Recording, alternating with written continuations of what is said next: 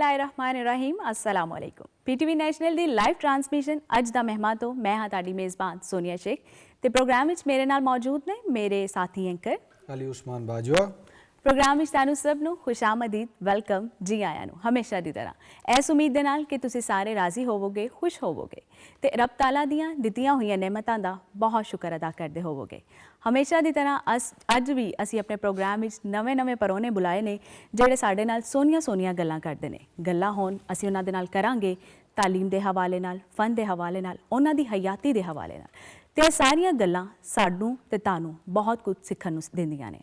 ਅੱਜ ਜਿਹੜੇ ਅਸੀਂ ਪ੍ਰੋਗਰਾਮ ਵਿੱਚ ਮਹਿਮਾਨ ਬੁਲਾਏ ਨੇ और शायर भी ने सुनांगे उन्होंने कोलों शायरी मिलवावांगे तानू सूफी स्कॉलर दे नाल ते दे नाल नाल ताड़ी मुलाकात करवावांगे एक वड्डे फनकार दे नाल। साडे अज दे जिहड़े पहले प्रोणे ने यकीनी तौर ते शायर भी ने, कहानीकार भी ने, सूझवान भी ने। इक्को साए पहली किताब सी इन्हां दी, उस तो बाद अलफ दा पांदी, फिर कहानियां दी किताब परछावें इन्हां ने लिखी, अल्फों अगे उस तो बाद आई और बिल्कुल नवीं किताब भुख दे नां तो आ चुकी है। तो साढ़े नाल मौजूद ने जनाब साबर अली। साबर साहब बड़े सोहने लगते हैं पे फिरोजी रंग की शर्ट भी पाई है। कैसे हालात ने, कैसी तबीयत है? बहुत शुक्रिया जी, बहुत मेहरबानी तुसी। और साडा रंगला सैट कैसा लग रहा? सोहना जी, वधिया वधिया खिड़िया पिया पंजाब। वाह साबर साहब, मेरा तुहाडे कोलों सवाल है वे कि तुसी की समझते हो कि शेरो शायरी दे नाल नाल असी पंजाबी अदब नूं या पंजाबी नूं निसाब दा हिस्सा होना चाहिए ते क्यों होना चाहिए ते इहदे वास्ते सानूं की इकदामात करने चाहिए ने? बिल्कुल जी, बदकिस्मती नाल पंजाब एक इस तरह दी दा खिता है साडा जिथे मादरी जबान नहीं पढ़ाई जाती, बाकी हर जगह ते पढ़ाई जाती है। सही। ते जे तुसी शरा ख्वानदगी 100% हासिल करना चाहते हो तो पंजाब मादरी जबान जिहड़ी साडी ये पढ़ाउणी चाहिए, निसाब का हिस्सा होनी चाहिए, जरूरी होना चाहिए। इस बारे कोशिशां हो भी रही ने, गौर फिक्र हो रहा है हुकूमत वालों भी, बड़े चंगे असरात जिहड़े सामने आ रहे हैं साडियां कोशिशां दे। बिल्कुल हाँ जी। तो मादरी जबान जरूरी क्यों है पढ़ाउणी? मिसाल के तौर पर हुण साडा पंजाब दी या पाकिस्तान दी 70% आबादी जिहड़ी वो पिंडां ते पिंडां दी है। तुसी एडी वड्डी आबादी नूं पंजाब दी इन्नी जिहड़ी पिंडां च रहिंदी आबादी है उन्हां दी मादरी जबान ते तुसी नहीं पढ़ाउंदे, या मेरा मतलब है उन्हां च इतमाद नहीं देंदे उन्हां नूं जे असी एडी वड्डी गिनती नूं, इन्नी वड्डी तादाद नूं असी गूंगियां करके रख देंगे तो असी की कुछ नहीं कर सकते। मिसाल के तौर पर एक आम बंदा बेचारा डॉक्टर कोल जांदा है, वो जो डॉक्टर उहदे नाल हुण होर जबान च उर्दू च गल करना शुरू कर दिंदा, उहनूं उर्दू नहीं आउंदी, समझ नहीं आती, एंजी है तो ते कोई मसला नहीं है, उहनूं एहसासे कमतरी का शिकार होवेगा, एक तो गूंगा हो गया। लिहाजा ये इहदे तो बगैर गुजारा नहीं, कोई भी जबान हीनी नहीं हुंदी। साडा एक जिहड़ा तासर बनिया सी ना कि पंजाबी अनपढ़ां दी जबान है, वो हौली हौली खत्म भी हो रहा है। बिल्कुल सही। नौजवान नस्ल जिहड़ी है वो मेरा मतलब इस पासे आ रही है, सोशल मीडिया ते एक ग्लोबल विलेज जिस तरह बन गया तो गलत फहमियां दूर होईयां ने जी काफ़ी। जी साबर साहब, मां बोली दिहाड़ लंघिया इतवार नूं ते तुसी इस बारे की कहंदे हो? ये की दिहाड़ है, क्यों मनाना चाहिए? साडी यूथ नूं क्यों मनाना चाहिए? यूथ नूं इसे करके मनाना चाहिए है कि एहसासे कमतरी जिहड़ी साडी मां बोली बारे आ वो खत्म होवे, जिहड़ी पेंडुआं दी जबान कहा जाता है पंजाबी नूं जी, वो तासर खत्म होवे। यानी अकल दा ताल्लुक जिहड़ा है वो तालीम नाल, शायद तालीम नाल, इलम नाल, जबान नाल या तजर्बे नाल। इलम दा तलक जिहड़ा है वो जबान नाल नहीं, ठीक है, वो सिखण नाल है। सिखण नाल ते सिख तुसी सारियां तो ज़्यादा अपनी मादरी जबान च ही सकदे हो। ठीक है। लिहाजा इस करके पंजाबी दी तलीम जिहड़ी सानू पंजाबियां नूं दे बच्चियां नूं वो बहुत जरूरी है। बिल्कुल ठीक। और नौजवान पीढ़ी की अगर गल करिए, जिवें असीं यूथ की गल कीती है, तुहाडी नज़रां दे सामने अजकल किहड़े नवें बच्चे तुहानूं लगदा है कि शायरी दा मैदान जिहड़ा ਉਹਦੇ ਵਿੱਚ आ रहे ने, कहानीकारी च आ रहे ने, नसर च आ रहे ने, कोई मुस्तकबिल रोशन है या कुराए पै गए हैं? की किया जा सकदा इहदे च जिहड़े नवें आउण वाले ने ज़ाहिर पढ़े लिखे मुंडे आ रहे ने इधर जी, ते ਗਮਰਾਹੀ ਤੇ ਨਹੀਂ ਹੁਣ ਹੋਵੇਗੀ, ਕੋਈ ਬਿਹਤਰ ਹੀ ਰਸਤੇ ਨਿਕਲਣਗੇ। ਬਿਹਤਰ ਰਸਤੇ ਨਿਕਲਣ। ਠੀਕ ਹੈ, ਤੇ ਤੁਹਾਡੇ ਫਿਊਚਰ ਦੇ ਕੀ ਪਲਾਨ ਨੇ, ਕਿਹੜੀਆਂ ਕਿਤਾਬਾਂ ਆ ਰਹੀਆਂ ਨੇ, ਕੀ ਕੁਝ ਹੋ ਰਿਹਾ? ਮੇਰੀ ਇੱਕ ਤੇ ਹੈ ਹੁਣ ਭੁੱਖ ਦੇ ਨਾਂ ਤੋਂ ਭੁੱਖ ਕਿਤਾਬ ਦੇ ਆਈ ਨਾਂ ਹੈ। ਤੋਂ ਕਹਾਣੀਆਂ ਦੀ ਕਿਤਾਬ, ਉਸ ਤੋਂ ਬਾਅਦ ਫਿਰ ਨਾਵਲ ਬੜੇ ਚਿਰ ਦਾ ਅੜਿਆ ਇੱਕ, ਅੱਛਾ, ਹਾਂ ਉਹ ਆਵੇਗਾ, ਸ਼ਾਇਰੀ ਤੇ ਨਾਵਲ। ਟਾਈਟਲ ਸੋਚ ਗਿਆ ਉਹਦਾ? ਹਾਂ ਬਸ ਉਹ ਦੱਸ ਹੀ ਦਿਓ ਹਾਂ ਕੀ ਹੈ। ਨਹੀਂ ਵਾਲੇ ਹਾਲੇ ਲੁਕਾਉਣਾ ਹੈ। ਹਾਂਜੀ ਹਾਂਜੀ ਠੀਕ ਹੈ। ਸਹੀ। ਸਸਪੈਂਸ ਇੱਕ। ਅੱਛਾ ਸਾਬਰ ਸਾਹਿਬ, ਤੁਸੀਂ ਕੀ ਸਮਝਦੇ ਹੋ ਕਿ ਜਿਹੜੀ ਪੰਜਾਬੀ ਅਸੀਂ ਬੋਲਨੇ ਆ ਤੇ ਇੱਕ ਜਿਹੜੀ ਸਾਡੀ ਲਿਟਰੇਚਰ ਦੀ ਜ਼ੁਬਾਨ ਹੈ ਪੰਜਾਬੀ, ਇਹਦੇ ਵਿੱਚ ਕਿਉਂ ਇੰਨਾ ਫਰਕ ਵਾਜ਼ਿਹ ਕਿਉਂ ਹੈ? ਹਾਂ ਇਹ ਬੜਾ ਕੀਮਤੀ ਸਵਾਲ ਤੁਹਾਡਾ, ਕਿ ਬਾਅਦ ਲੋਕ ਕਹਿੰਦੇ ਨੇ ਕਿ ਲਿਟਰੇਚਰ ਦੀ ਜ਼ੁਬਾਨ ਵੱਖਰੀ ਹੁੰਦੀ ਹੈ, ਜੀ ਜਦ ਕਿ ਅੱਛਾ ਅਦਬ ਉਹ ਹੀ ਹੈ, ਚੰਗਾ ਲਿਟਰੇਚਰ ਉਹ ਹੀ ਹੈ ਜਿਹੜਾ ਜ਼ਿਆਦਾ ਤੋਂ ਜ਼ਿਆਦਾ ਆਵਾਮ ਨੂੰ ਸਮਝ ਆਵੇ, ਸਹੀ, ਚੋਖਿਆਂ ਲੋਕਾਂ ਨੂੰ ਸਮਝ ਆਵੇ, ਆਮ ਨੂੰ ਵੀ ਸਮਝ ਆਵੇ, ਖਾਸ ਨੂੰ ਵੀ ਸਮਝ ਆਵੇ। ਲਿਹਾਜ਼ਾ ਲਿਟਰੇਚਰ ਦੀ ਜ਼ੁਬਾਨ ਮੇਰੇ ਹਿਸਾਬ 'ਚ ਤੇ ਆਵਾਮ ਦੀ ਜ਼ੁਬਾਨ ਹੀ ਹੋਣੀ ਚਾਹੀਦੀ, ਕਿਉਂਕਿ ਲਿਟਰੇਚਰ ਤੁਸੀਂ ਆਵਾਮ ਲਈ ਲਿਖਦੇ ਹੋ, ਸ਼ਾਇਰੀ ਕਰਦੇ ਹੋ ਜਾਂ ਕਹਾਣੀ ਲਿਖਦੇ ਹੋ, ਜੋ ਵੀ ਕਰਦੇ ਹੋ ਤੁਸੀਂ ਆਵਾਮ ਲਈ ਕਰਦੇ ਹੋ, ਜਾਂ ਤਾਂ ਇੱਕ ਖਾਸ ਤਬਕੇ ਲਈ ਇੰਨੇ ਕੁ ਲਈ ਤੁਸੀਂ ਰੱਖਣਾ ਤੇ ਫਿਰ ਤੁਸੀਂ ਉਹ ਖਾਸ ਜ਼ੁਬਾਨ ਔਖੀ ਰੱਖ ਲਓ। ਸਹੀ, ਜੇ ਤੁਸੀਂ ਬਾ ਮਕਸਦ ਲਿਟਰੇਚਰ ਦੇਣਾ ਹੈ ਤਾਂ ਉਹ ਫਿਰ ਆਮ ਬੋਲਚਾਲ ਦੀ ਜ਼ੁਬਾਨ 'ਚ ਦਿਓ, ਫਿਰ ਤੁਹਾਡੀ ਤਰੱਕੀ ਹੋਵੇਗੀ, ਫਿਰ ਹੀ ਉਹ ਲੁਕਾਈ ਜਿਹੜੀ ਲਿਟਰੇਚਰ ਨਾਲ ਜੁੜੇਗੀ। ਸਹੀ, ਯਾਨੀ ਤੁਹਾਡੇ ਮੁਤਾਬਿਕ ਜ਼ੁਬਾਨ ਸਾਦਾ ਰਹਿਣੀ ਚਾਹੀਦੀ ਹੈ, ਸਾਦਾ ਰਹਿਣੀ ਔਰ ਉਹਦੇ ਚਾਹੀਦੀ, ਵਿੱਚ ਨਜ਼ਰੀਆ ਜਾਂ ਫਲਸਫਾ ਜਾਂ ਜਿਹੜੀ ਕੋਈ ਗੱਲ ਉਹਦੇ 'ਚ ਗੱਲ ਹੋਵੇ, ਜਿਹੜੀ ਰੂਹ ਵੇ ਉਹ ਵੱਡੀ ਹੋਵੇ, ਉਹਦਾ ਹਾਂ ਪਸਾਰ, ਉਹਦਾ ਲਫ਼ਜ਼ਾਂ ਦੀ ਖਿਲਾਰ ਫੁਲਕਾਰੀ ਵੱਡਾ ਵਾਲਾ ਜ਼ਮਾਨਾ ਜਿਹੜਾ ਹੈ ਨਾ ਸ਼ਾਇਰੀ ਦਾ, ਹੂੰ। ਇੱਕ ਜ਼ਮਾਨਾ ਸੀ ਕਿ ਸ਼ਾਇਰੀ ਬਤੌਰ ਇੰਟਰਟੇਨਮੈਂਟ ਹੁੰਦੀ ਸੀ। ਪਹਿਲੇ ਹੁੰਦੇ ਸੀ ਜਾਂ ਰਕਸੀ ਮੌਸੀਕੀ ਸੀ ਜਾਂ ਸ਼ਾਇਰੀ ਸੀ, ਦਰਬਾਰਾਂ ਦੇ ਵਿੱਚ ਬਾਦਸ਼ਾਹਾਂ ਦੇ ਵਿੱਚ ਯਾਨੀ ਕਿ ਮੁਸ਼ਾਇਰੇ ਹੁੰਦੇ ਸੀ, ਮੁਸੱਵਰੀ ਵੀ ਸੀ। ਮੁਸੱਵਰੀ ਸੀ, ਤੇ ਇੰਟਰਟੇਨਮੈਂਟ ਸੀ ਸ਼ਾਇਰੀ ਜਿਹੜੀ। ਸ਼ਾਇਰੀ ਇਸ ਤੋਂ ਗਾਂਹ ਲੰਘ ਗਈ ਹੈ, ਜਿਵੇਂ ਇਹਦੀਆਂ ਵੈਲਿਊਜ਼ ਬਦਲ ਗਈਆਂ ਨੇ, ਗਲੋਬਲ ਵਿਲੇਜ ਜੀ ਹੁਣ ਸ਼ਾਇਰੀ 'ਚ ਤੁਹਾਨੂੰ ਆਲਮੀ ਵੈਲਿਊਜ਼ ਜਿਹੜੀਆਂ ਇਨਸਾਨ ਦੀਆਂ ਉਹ ਫਾਲੋ ਕਰਨੀਆਂ ਪੈਣਗੀਆਂ। ਸਹੀ। ਅੱਛਾ ਸਰ, ਸਾਬਰ ਸਾਹਿਬ ਤੁਸੀਂ ਗੱਲ ਕਰ ਰਹੇ ਸੀ ਕਿ ਬਾਦਸ਼ਾਹਾਂ ਦੇ ਦਰਬਾਰਾਂ ਵਿੱਚ ਨਾ ਮਤਲਬ ਮੁਸ਼ਾਇਰੇ ਹੁੰਦੇ ਸੀ, ਇੰਟਰਟੇਨਮੈਂਟ ਦਾ ਜ਼ਰੀਆ ਸੀ। ਅੱਜ ਤੁਸੀਂ ਇਹ ਮੈਨੂੰ ਦੱਸੋ ਕਿ ਮੁਸ਼ਾਇਰੇ ਦੇ ਸ਼ਾਇਰ ਤੇ ਦੂਸਰੇ ਸ਼ਾਇਰ ਵਿੱਚ ਕੀ ਫਰਕ ਹੈ? ਮੁਸ਼ਾਇਰੇ ਦੇ ਸ਼ਾਇਰ ਵੀ ਸ਼ਾਇਰ ਹੀ ਹੁੰਦੇ ਨੇ ਜੀ। ਉਹ ਇੱਕ ਲਤੀਫਾ ਬੜਾ ਮਸ਼ਹੂਰ ਹੈ ਕਿ ਦੋ ਬੰਦੇ ਅੱਗੜ ਪਿਛੜ ਭੱਜੇ ਜਾਂਦੇ ਸੀ, ਕਿਸੇ ਨੇ ਪੁੱਛਿਆ ਕਿ ਕੀ ਮਸਲਾ ਹੈ, ਉਹਨੇ ਕਿ ਆਪਣੀ ਗਜ਼ਲ ਸੁਣਾ ਗਿਆ, ਮੇਰੀ ਸੁਣਦਾ ਨਹੀਂ ਪਿਆ। ਇਹ ਮੁਸ਼ਾਇਰੇ ਦੇ ਸ਼ਾਇਰ ਇਹਨੂੰ ਕਿਹਾ ਜਾਂਦਾ ਹੈ ਕਿ ਉਹਨਾਂ ਨੂੰ ਸਿਰਫ ਹੋਰ ਕਿਸੇ ਗੱਲ ਨੇ ਉਹਨਾਂ ਵਾਹ ਨਾਲ ਤੇ ਆਪਣੀ ਸ਼ਾਇਰੀ ਸੁਣਾਉਣ ਨਾਲ ਹੁੰਦਾ ਹੈ। ਸਹੀ। ਅੱਛਾ, ਉਹ ਬੜਾ culture ਸੋਹਣਾ ਤੁਸੀਂ ਕੋਟ ਕੀਤਾ ਹੈ। ਸ਼ਾਇਰਾਂ ਦੇ ਲਤੀਫੇ ਬੜੇ ਬਣਦੇ ਹੁੰਦੇ ਸੀ, ਉਹ ਕਲਚਰ ਨਿਕਲ ਗਿਆ। ਅੱਛਾ, ਉਹ ਮੇਰਾ ਮਤਲਬ ਹੈਗਾ ਹੁਣ ਇਸ ਤਰ੍ਹਾਂ ਦੇ ਸ਼ਾਇਰ ਨਹੀਂ ਹੈਗੇ। ਸਹੀ। ਅੱਛਾ, ਤੁਸੀਂ ਕੀ ਵੇਖਦੇ ਹੋ ਕਿ ਪੰਜਾਬੀ ਦਾ ਮੁਸਤਕਬਲ ਕੀ ਹੈ?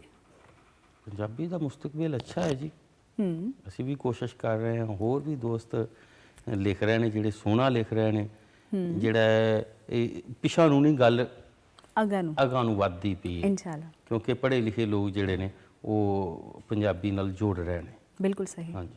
ਤੇ ਸਾਬਰ ਸਾਹਿਬ, ਨਜ਼ਰੀਏ ਦਾ ਹੋਣਾ ਕਿੱਡਾ ਜ਼ਰੂਰੀ ਹੈ ਕਿਸੇ ਵੀ ਲੇਖਕ ਜਾਂ ਸ਼ਾਇਰ ਵਾਸਤੇ? ਮੈਂ ਅਕਸਰ ਇੱਕ ਚੀਜ਼ ਨੋਟ ਕਰਨਾ ਕਿ ਸ਼ਾਇਰੀ ਤੇ ਹੋ ਜਾਂਦੀ ਹੈ, ਰਦੀਫ ਕਾਫੀਆ ਬੰਦੀ ਤੇ ਹੋ ਰਹੀ ਹੈ, ਲੇਕਿਨ ਜਦੋਂ ਨਜ਼ਰੀਆ ਹੀ ਕੋਈ ਨਹੀਂ ਲਿਖਣ ਵਾਲੇ ਦੇ ਕੋਲ ਕਿ ਉਹ ਕਿਉਂ ਲਿਖਦਾ ਪਿਆ, ਉਹਨੇ ਕੀ ਲੁਕਾਈ ਨੂੰ ਦੱਸਣਾ ਹੈ, ਤੇ ਉਹ ਤੁਕਬੰਦੀ ਤੇ ਬਣ ਜਾਂਦੀ ਹੈ, ਲੇਕਿਨ ਸ਼ਾਇਦ ਉਹਦੀ ਰੂਹ ਕਿਤੇ ਨਾ ਕਿਤੇ ਗਾਇਬ ਹੋ ਜਾਂਦੀ ਹੈ। ਤੇ ਜਿਹੜੇ ਅੱਜ ਕੱਲ੍ਹ ਬੱਚੇ ਵੇਖ ਰਹੇ ਨੇ ਟੀਵੀ ਦੇ ਉੱਤੇ ਜਾਂ ਸ਼ਾਇਰੀ ਕਰਨਾ ਚਾਹ ਰਹੇ ਨੇ, ਪੰਜਾਬੀ 'ਚ ਲਿਖਣਾ ਚਾਹ ਰਹੇ ਨੇ, ਉਹਨਾਂ ਨੂੰ ਜੇ ਤੁਸੀਂ ਕੁਝ ਦੱਸ ਸਕੋ ਤਾਂ। ਬਿਲਕੁਲ ਜੀ, ਸ਼ਾਇਰੀ ਕੋਈ ਲਫ਼ਜ਼ ਜੋੜਨ ਦਾ ਨਾਂ ਨਹੀਂ ਹੈਗਾ। ਸ਼ਾਇਰੀ ਲਈ ਤੁਹਾਡਾ ਮੁਸ਼ਾਹਿਦਾ ਹੋਣਾ ਜ਼ਰੂਰੀ ਹੈ, ਮਤਾਲਿਆ ਹੋਣਾ ਜ਼ਰੂਰੀ, ਤੇ ਇੰਟਰਟੇਨਮੈਂਟ ਨਹੀਂ, ਜਿਸ ਤਰ੍ਹਾਂ ਮੈਂ ਪਹਿਲਾਂ ਵੀ ਦੱਸਿਆ।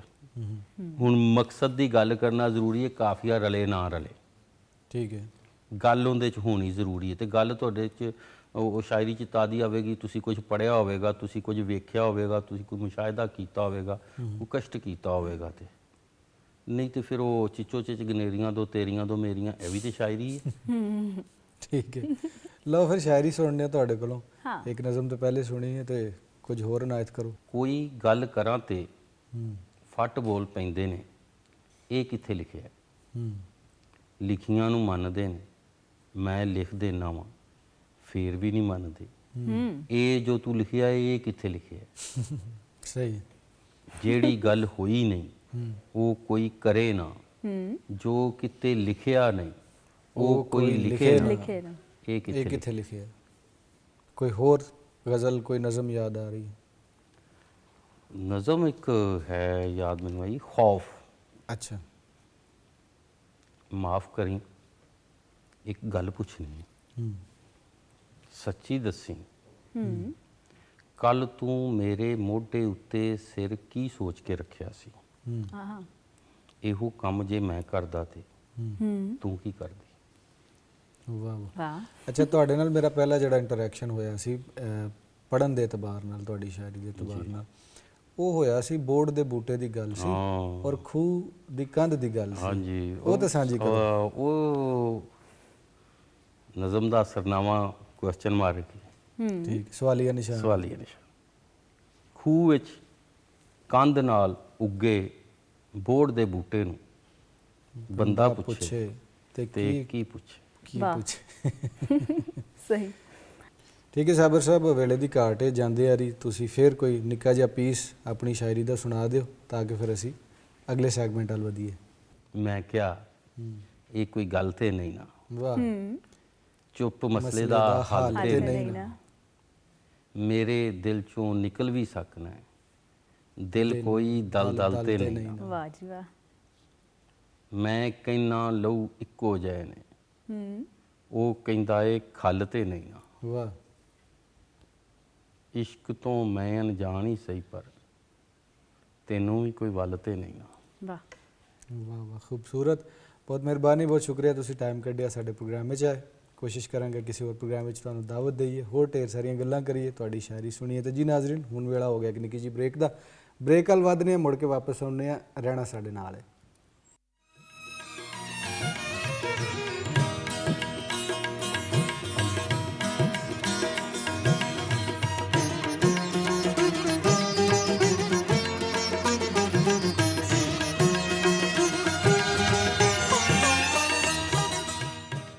ਜੀ ਨਾਜ਼ਰੀਨ, ਇੱਕ ਵਾਰੀ ਫਿਰ ਤੁਹਾਨੂੰ ਪ੍ਰੋਗਰਾਮ ਵਿੱਚ ਜੀ ਆਇਆਂ ਨੂੰ ਕਹਿੰਦੇ ਆ।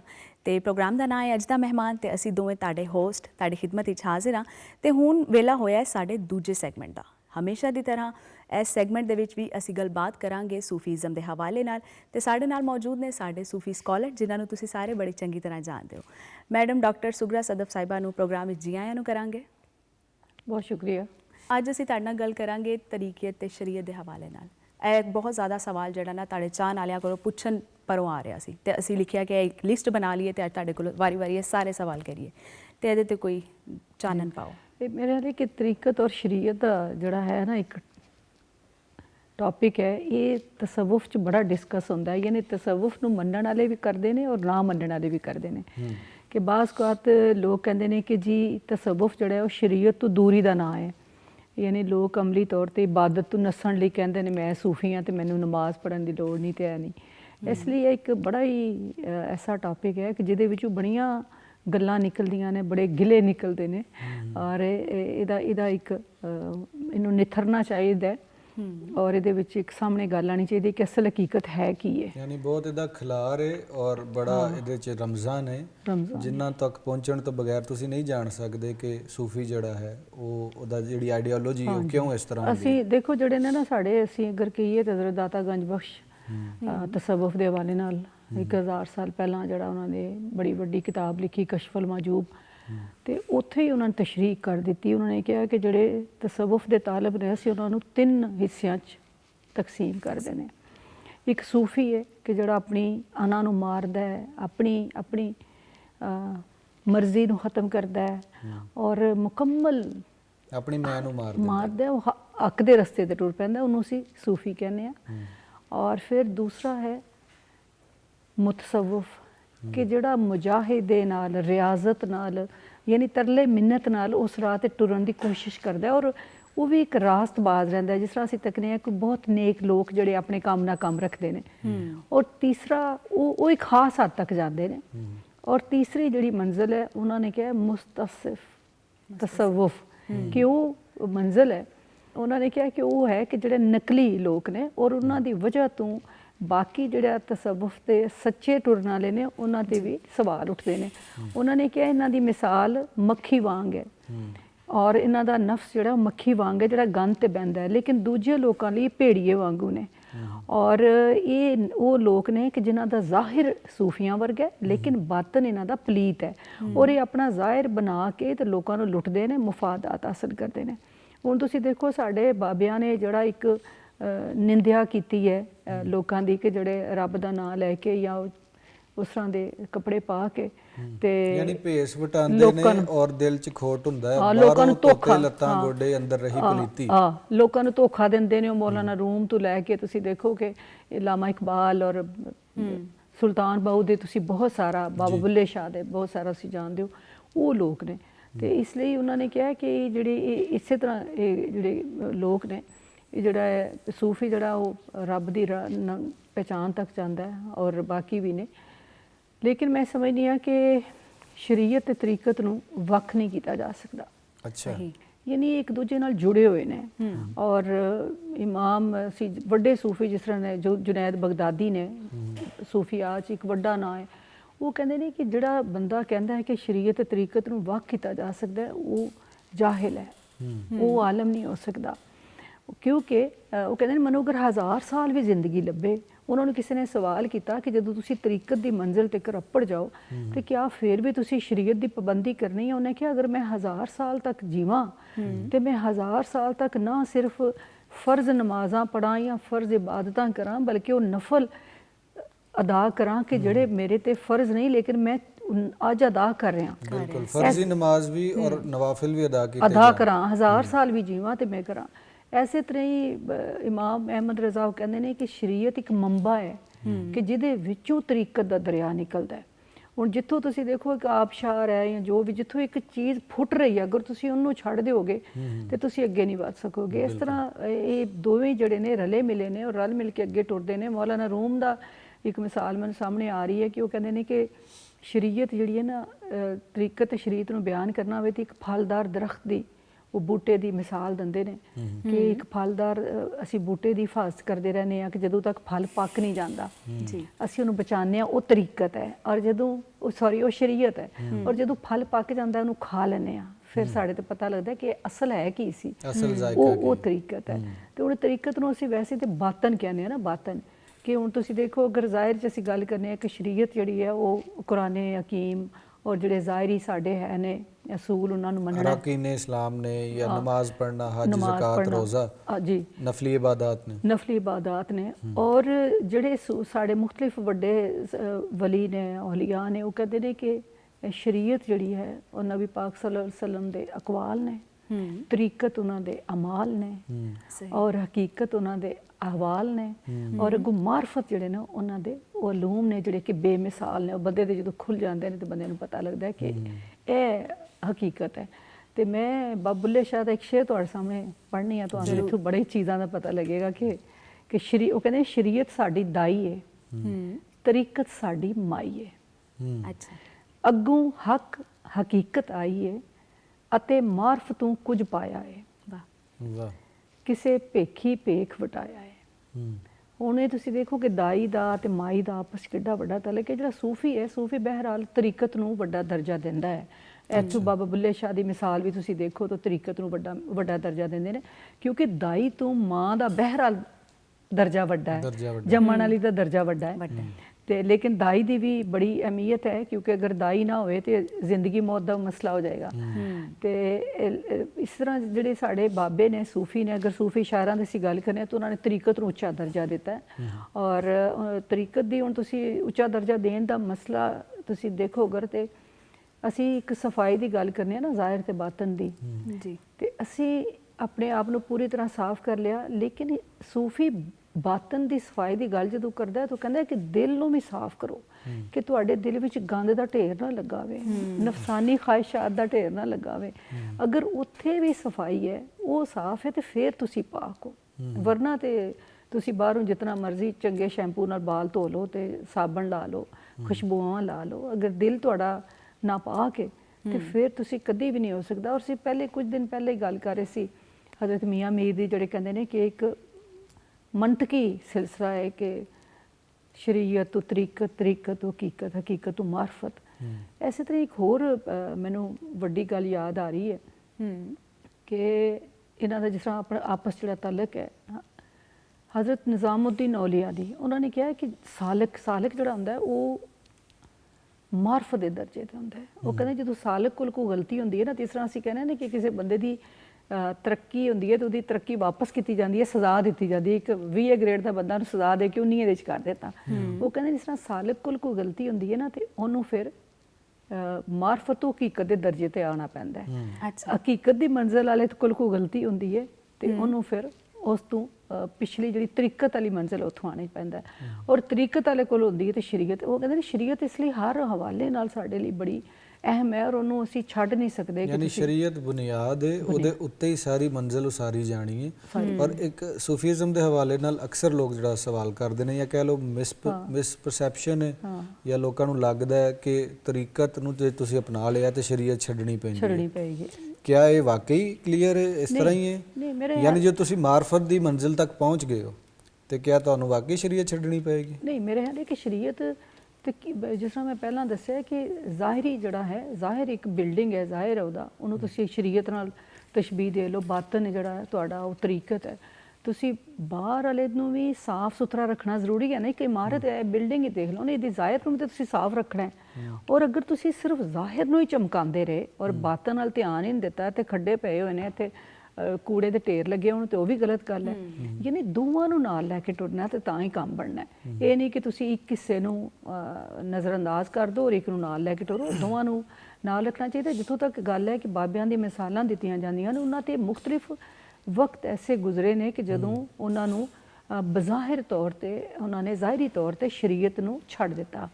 ਅੱਛਾ, ਉਹ ਚਿੱਲਾ ਕੱਟ ਰਹੇ ਸਨ ਉਸ ਵੇਲੇ। ਉਹ ਚਿੱਲਾ ਕੱਟਣ ਦਾ ਉਹਨਾਂ ਦਾ ਵੇਲਾ ਸੀ, ਮੁਜਾਹਿਦੇ ਦਾ ਵੇਲਾ ਸੀ, ਜਦੋਂ ਕਿ ਇਸ਼ਕ, ਹੁਣੇ ਥੋੜੀ ਦੇਰ ਪਹਿਲੇ ਵੀ ਇਸ਼ਕ ਦੀ ਗੱਲ ਹੋ ਰਹੀ ਸੀ ਕਿ ਇਸ਼ਕ ਇਤਨਾ ਸਿਰ ਚੜ੍ਹ ਕੇ ਬੋਲਦਾ ਹੈ ਕਿ ਬੰਦੇ ਨੂੰ ਆਪਣੀ ਸੁੱਧ ਬੁੱਧ ਭੁੱਲ ਜਾਂਦੀ ਹੈ। ਜਦੋਂ ਮੈਂ ਨੂੰ ਮਾਰਨਾ ਹੈ, ਜ਼ਾਤ ਦੀ ਨਫੀ ਕਰਨੀ ਹੈ, ਥਈਆ ਥਈਆ ਨੱਚਣਾ ਹੈ, ਘੁੰਗਰੂ ਪਾਣੇ ਨੇ, ਔਰ ਬੁੱਲੇ ਸ਼ਾਹ ਨੇ ਫਿਰ ਜਾ ਕੇ ਇੱਕ ਬੇਸ ਵਟਾ ਕੇ ਆਪਣੇ ਮੁਰਸ਼ਦ ਨੂੰ ਮਨਾਣਾ ਹੈ। ਤੇ ਉਹ ਇੱਕ ਰਿਆਜ਼ਤ ਦਾ ਅਮਲ ਹੈ।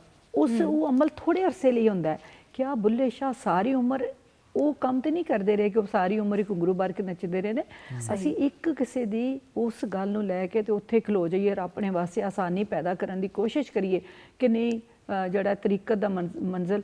ਲੇਕਿਨ ਜਦੋਂ ਉਹਨਾਂ ਨੂੰ ਤਰੀਕਤ ਦਾ ਇਲਮ ਹੋ ਗਿਆ ਤਾਂ ਦੁਬਾਰਾ ਲੋਕਾਂ ਵਿੱਚ ਆਏ। ਯਾਨੀ ਅੱਗੜ ਪਿਛੜ ਨਹੀਂ ਵੇਖਿਆ ਜਾਂਦਾ ਕਿਸੇ ਵੀ ਮੌਕੇ ਦਾ ਕਿ ਕਿਹੜਾ ਸ਼ੇਰ ਕਦੋਂ ਕਿਹਾ ਗਿਆ, ਜਾਂ ਕਿਹੜਾ ਜਿਹੜਾ ਕੰਮ ਹੈ ਉਹ ਕਦੋਂ ਕੀਤਾ ਗਿਆ, ਘੁੰਗਰੂ ਕਿਉਂ ਬੰਨੇ ਗਏ, ਕਿਸ ਵੇਲੇ ਬੰਨੇ ਗਏ, ਕਿੰਨੇ ਬੱਦੇ, ਕਿਸ ਲਈ ਬੱਦੇ। ਉਹਨਾਂ ਨੂੰ ਛੱਡ ਕੇ ਜ਼ਾਹਿਰੀ ਤੌਰ ਤੇ ਘੁੰਗਰੂਆਂ ਵੱਲ ਧਿਆਨ ਕਰ ਲਿਆ।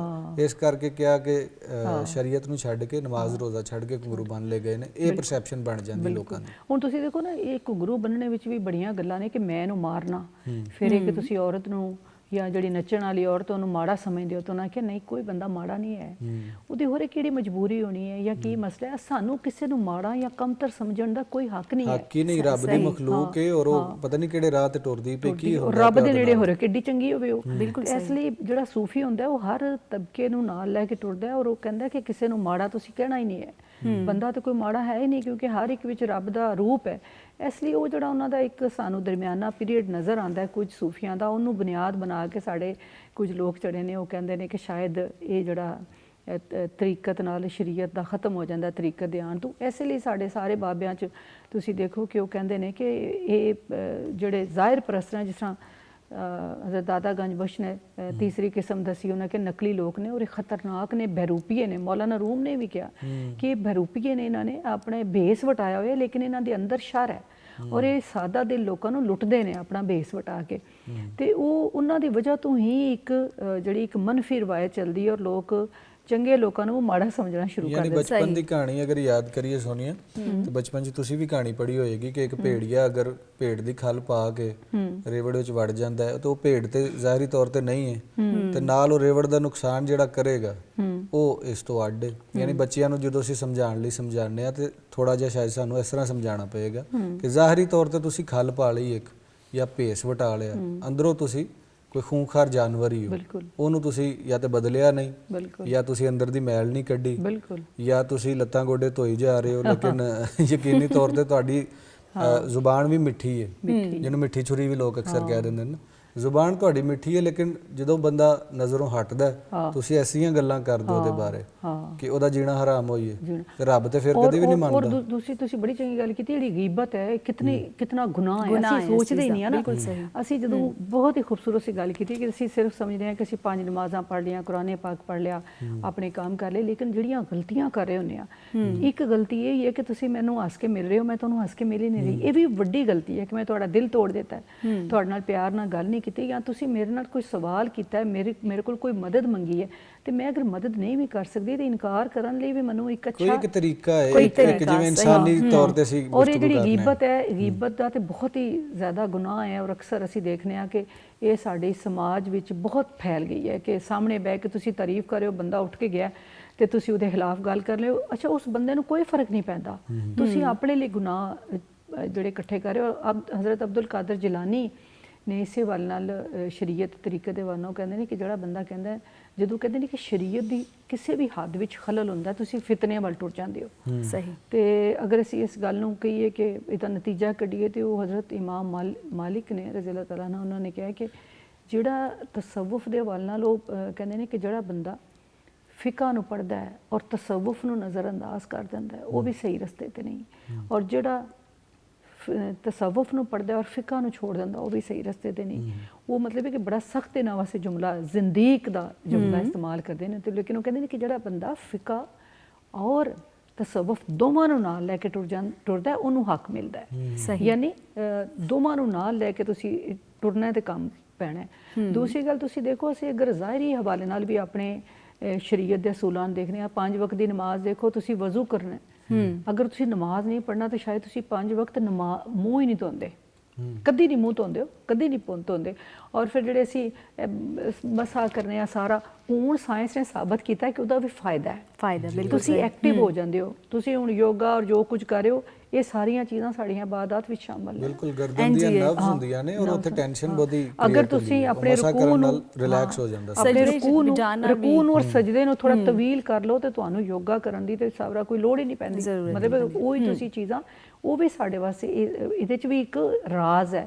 ਔਰ ਇੱਕ ਇਹ ਨਹੀਂ ਕਿ ਅਸੀਂ ਸਿਰਫ ਇਹਦੇ 'ਚ ਕੋਈ ਆਪਣੇ ਲਈ ਨਫਾ ਨੁਕਸਾਨ ਅਸੀਂ ਜੰਨਤ 'ਚ ਜਾਣ ਲਈ ਗੱਲਾਂ ਕਰ ਰਹੇ ਹਾਂ, ਬਲਕਿ ਇਹਦੇ 'ਚ ਜ਼ਾਹਿਰੀ ਵੀ ਫਾਇਦੇ ਨੇ ਸਾਡੇ। ਔਰ ਫਿਰ ਇਹ ਖੁਸ਼ੂ ਖਜ਼ੂ, ਤੁਸੀਂ ਇੱਕ ਜਦੋਂ ਆਪਣੇ ਮਹਿਬੂਬ ਨੂੰ ਮਿਲਣ ਜਾਂਦੇ ਹੋ, ਦੁਨਿਆਵੀ ਤੌਰ ਤੇ ਤੁਸੀਂ ਦੇਖੋ ਨਾ ਕਿ ਤੁਸੀਂ ਕਿਸੇ ਨੂੰ ਮਿਲਣ ਜਾਂਦੇ ਹੋ, ਸੋਹਣੇ ਕੱਪੜੇ ਪਾਉਂਦੇ ਹੋ, ਖੁਸ਼ਬੂ ਲਾਉਂਦੇ ਹੋ, ਨਹਾਉਂਦੇ ਹੋ, ਐਸੇ ਤਰ੍ਹਾਂ ਜਦੋਂ ਤੁਸੀਂ ਆਪਣੀ ਰੱਬ ਦੀ ਬਾਰਗਾਹ 'ਚ ਹਾਜ਼ਰੀ ਲਵਾਉਣ ਜਾਂਦੇ ਹੋ। ਇਹ ਨਮਾਜ਼ਾਂ ਜਾਂ ਜ਼ਾਹਿਰੀ ਬਾਤਾਂ ਤੇ ਹਾਜ਼ਰੀ ਨੇ। ਹਾਜ਼ਰੀ ਲਵਾਉਣ ਲਈ ਜ਼ਰੂਰੀ ਹੁੰਦਾ ਹੈ ਕਿ ਬੰਦਾ ਪਾਕ ਸਾਫ਼ ਹੋਵੇ। ਹੁਣ ਇਹ ਤੁਹਾਡਾ ਅਗਲਾ ਹੈ ਕਿ ਸੂਫੀ, ਜਿੱਥੇ ਸੂਫੀ ਤੇ ਗੈਰ ਸੂਫੀ 'ਚ ਫਰਕ ਹੁੰਦਾ ਹੈ, ਉਹ ਕਹਿੰਦਾ ਹੈ ਕਿ ਤੁਸੀਂ, ਤੁਹਾਡਾ ਬਾਤਨ ਵੀ ਤੁਹਾਡੇ ਨਾਲ ਹੋਣਾ ਚਾਹੀਦਾ। ਬਿਲਕੁਲ ਸਹੀ। ਅਗਰ ਤੁਹਾਡਾ ਬਾਤਨ ਨਾਲ ਨਹੀਂ ਤੇ ਫਿਰ ਗੱਲ ਨਹੀਂ ਬਣਦੀ। ਔਰ ਅਗਰ ਅਸੀਂ ਇਹਨੂੰ ਗੱਲ ਨੂੰ ਮੁਕਾਈਏ ਸ਼ਰੀਅਤ ਤੇ ਤਰੀਕਤ ਨੂੰ, ਤੇ ਅਸੀਂ ਕਹਿੰਦੇ ਹਾਂ ਕਿ ਸੂਫੀ ਜਿਹੜਾ ਹੈ ਉਹ ਕਹਿੰਦਾ ਹੈ ਕਿ ਸ਼ਰੀਅਤ ਇਹ ਹੈ ਕਿ ਤੁਸੀਂ ਨਮਾਜ਼ ਪੜ੍ਹੋ ਤੇ ਤਰੀਕਤ ਇਹ ਕਿ ਤੁਸੀਂ ਇਸ਼ਕ ਕਰੋ। ਬਹੁਤ ਸ਼ੁਕਰੀਆ ਮੈਡਮ, ਤੁਸੀਂ ਬਹੁਤ ਸੋਹਣੀਆਂ ਗੱਲਾਂ ਸਾਡੇ ਨਾਲ ਸ਼ੇਅਰ ਕੀਤੀਆਂ ਤੇ ਜ਼ਰੂਰ ਸਾਡੇ ਨਾਜ਼ਰੀਨ ਨੂੰ ਵੀ ਬਹੁਤ ਕੁਝ ਸਿੱਖਣ ਨੂੰ ਮਿਲਿਆ ਇਹਨਾਂ ਗੱਲਾਂ ਤੋਂ। ਅਗਲੇ ਪ੍ਰੋਗਰਾਮ ਵਿੱਚ ਫਿਰ ਤੁਹਾਨੂੰ ਸਹਿਮਤ ਦਾਂਗੇ, ਉਦੋਂ ਤੱਕਰ ਤੁਹਾਨੂੰ ਸੁਣਾਉਂਦੇ ਹਾਂ ਇੱਕ ਸੂਫੀਆਨਾ ਕਲਾਮ, ਤੇ ਬ੍ਰੇਕ ਤੋਂ ਬਾਅਦ ਤੁਹਾਨੂੰ ਮਿਲਵਾਵਾਂਗੇ ਇੱਕ ਨਵੇਂ ਮਹਿਮਾਨ ਦੇ ਨਾਲ। ਤੁਸੀਂ ਕਿਤੇ ਨਹੀਂ ਜਾਣਾ, ਸਾਡੇ ਨਾਲ ਰਹਿਣਾ।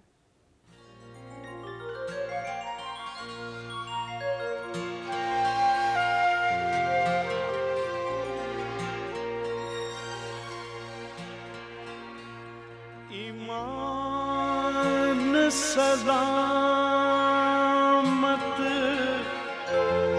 हर कोई मंगे ते इश्क सलामत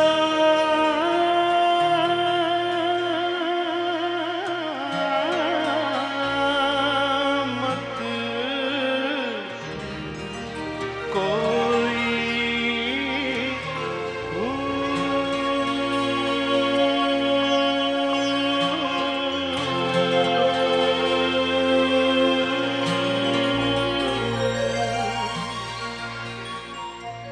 जिस मंजिल ते इश्क पुचावे ईमान नो खबर ना कोई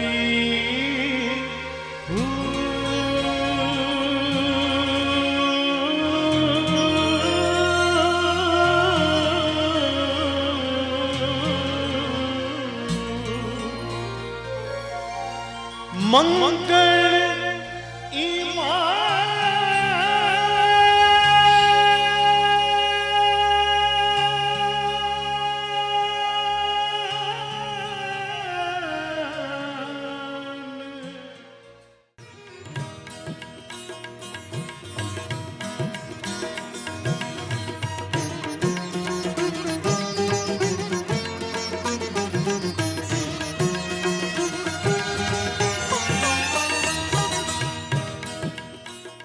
ਜੀ ਬਿਲਕੁਲ ਯਕੀਨੀ ਤੌਰ ਤੇ ਤੁਸੀਂ ਸਾਡੇ ਨਾਲ ਹੋਵੋਗੇ ਇੱਕ ਵਾਰੀ ਫਿਰ। ਜੀ ਆਇਆਂ ਨੂੰ ਕਹਾਂਗਾ। ਪ੍ਰੋਗਰਾਮ ਦਾ ਨਾਂ ਹੈ ਅੱਜ ਦਾ ਮਹਿਮਾਨ। ਮੇਰਾ ਨਾਂ ਹੈ ਅਲੀ ਉਸਮਾਨ ਬਾਜਵਾ, ਮੇਰੇ ਨਾਲ ਨੇ ਸੋਨੀਆ। ਔਰ ਪ੍ਰੋਗਰਾਮ ਜਿਹੜਾ ਹੈ ਉਹ ਅਗਲੇ ਪੜਾਅ ਤੇ ਪਹੁੰਚ ਗਿਆ, ਅਗਲੇ ਸੈਗਮੈਂਟ ਤੱਕ ਪਹੁੰਚ ਗਿਆ। ਸਾਡੇ ਨਾਲ ਇੱਕ ਐਸੀ ਸ਼ਖਸੀਅਤ ਮੌਜੂਦ ਨੇ ਜਿਨ੍ਹਾਂ ਨੇ ਟੈਲੀਵਿਜ਼ਨ ਤੇ ਬਥੇਰਾ ਰਾਜ ਕੀਤਾ, ਸਦਾਕਾਰੀ ਵੀ ਕੀਤੀ, ਮੇਜ਼ਬਾਨੀ ਵੀ ਕੀਤੀ, ਸਿਲਵਰ ਸਕਰੀਨ ਤੇ ਵੀ ਤੁਸੀਂ ਉਹਨਾਂ ਦੀ ਅਦਾਕਾਰੀ ਵੇਖੀ ਹੈ। ਸਾਡੇ ਨਾਲ ਯਕੀਨੀ ਤੌਰ ਤੇ ਮੌਜੂਦ ਨੇ ਇਨਾਮ ਖਾਨ ਸਾਹਿਬ। ਜੀ ਆਇਆਂ ਨੂੰ ਕਹਾਂਗੇ ਤੁਹਾਨੂੰ। ਬਹੁਤ ਸ਼ੁਕਰੀਆ, ਬਹੁਤ ਸ਼ੁਕਰੀਆ। ਜੀ ਇਨਾਮ ਖਾਨ ਸਾਹਿਬ, ਗੱਲਬਾਤ ਅਸੀਂ ਅੱਗੇ ਵਧਾਵਾਂਗੇ, ਲੇਕਿਨ ਸਾਡੀ ਟੀਮ ਨੇ ਨਾ ਇੱਕ ਪੈਕੇਜ ਬੜਾ ਸੋਹਣਾ ਜਿਹਾ ਬਣਾਇਆ ਤੁਹਾਡੇ ਜੀ, ਤੇ। ਜੀ। ਪਹਿਲੇ ਉਹ ਨਾਜ਼ਰੀਨ ਨੂੰ ਵਿਖਾ ਲੈਂਦੇ ਹਾਂ। ਜੀ ਬਿਸਮਿल्ला, ਜ਼ਰੂਰੀ। ਜੀ ਨਾਜ਼ਰੀਨ, ਇੱਕ ਪੈਕੇਜ ਨਿੱਕਾ ਜਿਹਾ, ਉਹਦੇ ਹਲਵਾ ਦਿੰਦੇ ਹਾਂ, ਮੁੜ ਕੇ ਵਾਪਸ ਆਉਂਦੇ ਹਾਂ। खान साहब दा आर्डर है खामोश। खान साहब दे दौलत खाने ते तुसा सारे रल के की खप पाई हुई है। ਮੈਨੂੰ ਯਾਦ ਹੈ, ਚੰਗੀ ਤਰ੍ਹਾਂ ਯਾਦ ਹੈ ਭਾਜੀ। ਬਲਕਿ ਇਹਦਾ ਜਿੱਥੇ ਹੋਇਆ ਇੱਕ ਮੁਕਾਬਲਾ ਮੇਰੇ ਜ਼ਿਹਨ 'ਚ ਹੈ ਭਾਜੀ। ਹੈਦਰ ਪੁੱਤਰ, ਉਹਨੇ ਮੁਕਾਬਲੇ ਫਿਰ ਸਿਰ ਤੇ ਆ ਗਏ ਨੇ, ਹੁਣ ਸਾਡਾ ਕੀ ਬਣੇਗਾ? ਤੁਸੀਂ ਫਿਕਰ ਕਿਉਂ ਕਰਦੇ ਹੋ ਭਾਜੀ? ਮੇਰਾ ਯਕੀਨ ਹੈ ਕਿ ਸ਼ਰਾਬ ਤੁਹਾਡੀ ਕੰਨ ਨਹੀਂ ਲੱਗਣ ਦੇਗਾ। ਨਹੀਂ ਕੱਪੜੇ ਗੰਦੇ ਹੁੰਦੇ ਜਨਾਬ ਦੇ, ਸਫਾਈ ਨਿਸਫ ਈਮਾਨ ਹੈ। ਆਹ ਪਰ ਇਹਦਾ ਇਹ ਮਤਲਬ ਵੀ ਨਹੀਂ ਕਿ ਤੁਸੀਂ ਬਾਕੀ ਸਾਰੇ ਹੁਕਮ ਭੁੱਲ ਜਾਓ ਤੇ 2 ਵਾਰੀ ਸਫਾਈ ਕਰਕੇ ਕਹੋ ਜੀ ਮੈਂ ਤੇ ਆਪਣਾ ਈਮਾਨ ਮੁਕੰਮਲ ਕਰ ਲਿਆ। ਲਓ ਜੀ, ਜੇ ਚਾਹ ਚੰਗੀ ਨਹੀਂ ਨਾ ਬਣੀ ਤੇ ਮੈਂ ਸ਼ਰਮਿੰਦਾ ਬਿਲਕੁਲ ਨਹੀਂ ਹੂੰ ਭਾਈ, ਬਣਾਣੀ ਜੋ ਨਹੀਂ ਆਂਦੀ। ਪਾਕਿਸਤਾਨ ਜਾਂ ਪੂਰਾ ਪੰਜਾਬ ਇਹ ਇੱਕ ਫੁੱਲਾਂ ਭਰੀ ਚੰਗੇਰ ਹੈ ਤੇ ਇਹਨਾਂ ਫੁੱਲਾਂ ਦੀਆਂ ਖੁਸ਼ਬੂਆਂ ਤੇ ਲਪਟਾਂ ਹਰ ਹਫਤੇ ਅਸੀਂ ਜੀ ਆਇਆਂ ਨੂੰ ਸ਼ੋਅ ਦੀ ਸੂਰਤ ਵਿੱਚ ਤੁਹਾਡੀ ਖਿਦਮਤ ਵਿੱਚ ਪੇਸ਼ ਕਰ ਰਹੇ ਹਾਂ। ਲੈ ਜਦਾਇਆ ਮੈਂ ਤੈਨੂੰ ਉਲਟਾ ਮੇਰੇ ਤਰਾ ਕੱਢ ਦਿੱਤੇ ਨੂਰੋ, ਮੇਰਾ ਮਤਲਬ ਹੈ ਕਿ ਪਾਣੀ ਦਾ ਘੜਾ ਪੜ ਗਿਆ। ਇੱਥੇ ਪਹਿਲੇ ਮੈਨੂੰ ਹਸਾ ਨਹੀਂ ਲੈਣ ਦਿੰਦੀਆਂ, ਉੱਤੋਂ ਸ਼ੀਸ਼ੇ ਦੇ ਲਿਸ਼ਕਾਰੇ ਮਾਰ ਕੇ ਤੂੰ ਉਹਨਾਂ ਦੀਆਂ ਜ਼ੁਬਾਨਾਂ ਬਹੁਤੀਆਂ ਲੰਮੀਆਂ ਕਰ ਦਿੱਤੀਆਂ। ਤੂੰ ਕਿਉਂ ਫਿਕਰ ਕਰਨੀ? ਜਿਸ ਵੇਲੇ ਮੈਂ ਆਪਣੀ ਨੂਰੋ ਨੂੰ ਡੋਲੀ ਪਾ ਕੇ ਆਪਣੇ ਘਰ ਲੈ ਜਾਣਾ ਨਾ, ਤੇ ਫਿਰ ਤੂੰ ਵੇਖੀ ਨਾ ਸਿਰਫ ਪੂਰੇ ਪਿੰਡ ਦੀ ਬਲਕਿ ਇਹਨਾਂ ਤੇਰੀ ਸਾਰੀਆਂ ਸਹੇਲੀਆਂ ਦੀ ਜ਼ੁਬਾਨ ਆਪੇ ਹੀ ਬੰਦ ਹੋ ਜਾਣੀ। ਤੇਰਾ ਕੰਮ ਉੱਥੇ ਹੈ ਅਜੇ ਤੇਰਾ ਕੰਮ ਉੱਥੇ ਵੱਡੇ ਖਾਨਦਾਨਾਂ ਨਾਲ ਆਈ ਸੀ ਤੇ ਹੁਣ ਤੇਰੀ ਡਿਊਟੀ ਆਸ਼ਰ ਖਾਨ ਨਾਲ। ਕਿਧਰੇ ਤੂੰ ਨਹੀਂ ਰੰਗੀਏ, ਇਹ ਤਾਂ ਉੱਕਾ ਹਯਾਤੀ ਵਿੱਚ ਸੋਚ ਵੀ ਨਾ। ਚਾਚੇ ਲੂਣੇ ਮੈਂ ਵੱਡਾ ਲਾਲਚ ਦਿੱਤਾ। ਮੈਂ ਨਾ ਦਾ ਭਾਈ ਮੇਰੇ ਬੂਏ ਤੇ ਹੀਰਾ ਤੇ ਬੀਰਾ ਵੱਜੇ ਹੋਏ ਤੇ ਪੂਰੇ 20,000 ਦੀ ਜੋੜੀ ਹੈ, 20,000 ਦੀ। ਤਾਂ ਰੰਗੀਏ ਜਲੀਏ ਤਾਂ 20,000 ਦੀ ਗੱਲ ਹੈ ਨਾ, ਤੇ ਜੇ ਕਿਦਾਈ 20 ਲੱਖ ਰੁਪਏ ਦੀ ਗੱਲ ਵੀ ਹੋਵੇ ਨਾ, ਤਾਂ ਸੌ ਰੱਬ ਦੀ ਮੈਂ ਕਿਦਾਈ ਉਹ ਜੀ ਸੋਚ ਨਾ ਸੋਚਾਂ।